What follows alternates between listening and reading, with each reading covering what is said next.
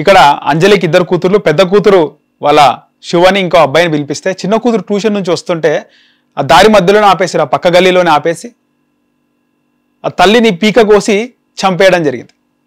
So చెల్లి ఇంటికి వచ్చిన తర్వాత ఇంకా అమ్మ కింద పడి కొట్టుకుంటుంది.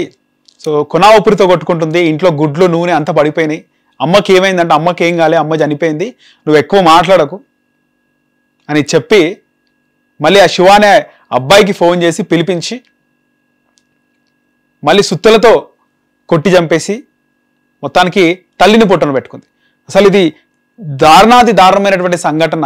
ఎక్కడైనా చూసినాం, ఇక్కడ వైఫ్ హస్బెండ్ని చంపిందని, హస్బెండ్ వైఫ్ని చంపిందని, లేదా వివాహేతర సంబంధంతో ఇట్లా బాయ్ ఫ్రెండ్తో కలిసి భర్తను చంపడం, ఇలాంటివి చూసినాం.